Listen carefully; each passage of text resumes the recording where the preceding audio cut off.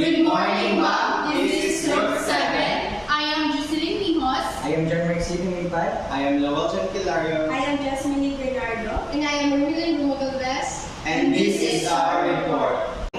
Halsema Highway, also known as Benguet Mountain Province Road, it is the country's highest road constructed above sea level. Its highest point is 2.26 km or 7,400 feet above sea level.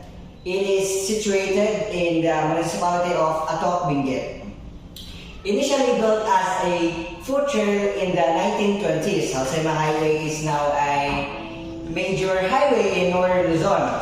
The 150 km road connects Baguio City to the municipality of Bontoc Mountain Province. While the parts of the winding highway are especially dangerous during the rainy season as roads become slippery and landslides are common. A drive along Halsema Highways offers cold and breezy mountain air and breathtaking views. What you shouldn't miss on this road: the view of Mountain Pulag, a glimpse of Ambuklao Dam, and clouds rolling over the mountain range. These are the advantages and disadvantages of the Halsema Highway. So first is the advantages. The Halsema Highway is a 180-kilometer long, tortuous road that traverses this mountain range and is a vital economic and strategic lifeline to the intensively farmed agricultural mountains regions of northern Luzon. So why is it vital in the economic and strategic to the lifeline? It's because this road is used to transport the farm supplies, agricultural products to the other places. That is why it is vital to its economic, because when this happens, the economic the economic status of a place will be growing and will be developed. So the disadvantages are the Halsema Highway is considered as the deadliest road in the Philippines. It is also called as Benguet Mountain Province Road since it stretches from Baguio, Benguet to Bontoc Mountain Province. This is a scary road going up and down the mountains. Its highest point is 7,400 feet above sea level, and because of this, it is considered as the altitude highway in the Philippines. This is the only road taken by the farmers to distribute and sell their crops in Baguio. In the past years, Halsema Highway is the top 10 most dangerous road in the world. This is deadly because it is a landslide-prone area. Big stones and debris tumble from peaks. The roads are unpaved and there are only few guardrails.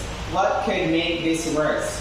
When it rains, the road becomes slippery and is heavily covered by thick fogs. Almost zero visibility makes it impossible to many vehicles and drivers. Also, landslides make them to a complete stop. So it is dangerous because the road is up and down, and it is located on the side of the mountain, and there is only few guardrails that protects vehicles from falling to the side of the mountain.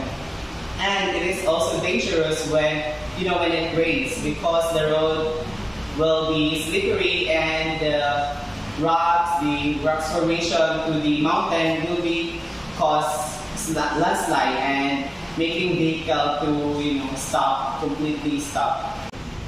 How important is Halsema Highway in its recent industry?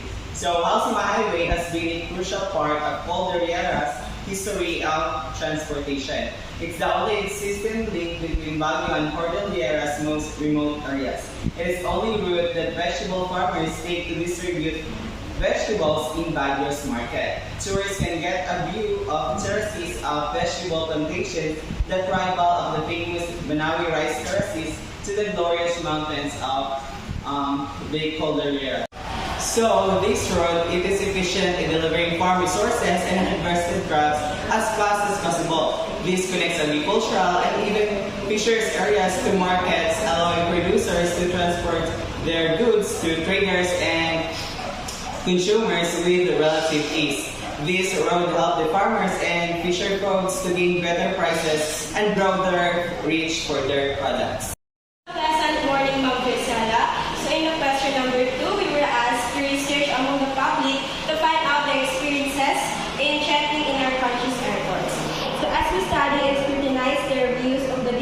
people about their experiences in checking in our country's airports that it depends on which airport that they have been or experienced to check in. So, in general sense, based on our research, there are people who are not satisfied with the quality and services of this specific airport as they experience problems such as trouble with baggage, customer service, flight issues and delays, disability, accessibility, and other reasonable reasons that does not meet their expectation or what the people expected that this specific airport could afford. While on the other hand, there are also people who are greatly satisfied with the quality and services of this specific airport that indeed meet the standards or the expectation of the people. So for you to know, there are many airports we have in our country. Currently, there are over 70 Philippine airports that are handling international, domestic, and charter flights. One of the examples we have in our country's airport that are international airport is the Clark International Airport, Mactan Cebu International Airport, and the Ninoy Aquino International Airport, or commonly known as NAIA. While in the domestic airports, we have the Pagadian Airport, Tubigarao Airport, Surigao Airport. While lastly, for the community airports, we have the Biliran Airport, Alabat Airport rather, and the Maria Cristina Airport or Iligan Airport. So those are just the example we have numerous airports we have in our country. Still best, may we all know if our country's airport can compete globally with other countries. In my opinion, I think our country's international airport is not only the gateway to a country, it is also the first and last impression to a visitors, either foreign or Filipino, gets of the country. And I think our country's airport can indeed compete with the other countries, knowing that we have many different international airports in our country. And one of the international airport is the Ninoy Aquino International Airport. Is that the Philippine government determined this airport to make this airport one of the best in the world. In conclusion, I think our country's airport are not left behind in terms of competing it with the other countries' airport globally. The Belt Belt program is the centerpiece program of the 30 administration that aims to usher the golden age of infrastructure in the Philippines. Lack of infrastructure has long been cited as the Achilles heel of Philippine economic development. The BB program seeks to accelerate public infrastructure expenditure from an average of 2.9% of gross domestic product during the Aquino regime to about 7.3% at the end of the 30 administration. This will cost around 8 trillion to 9 trillion from 2016 to 2022 to address the huge infrastructure backlog in the country. The new Clark City of Food Processing Terminal and International Food Market is envisioned to be a stock exchange of fresh produce and processed products.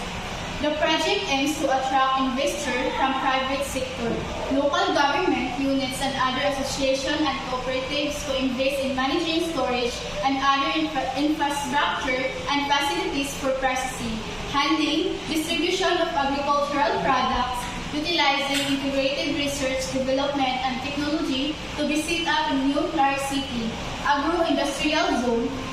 The project will consolidate food supply chain and post-harvest production system. For example, fruits, vegetables, poultry, and livestock.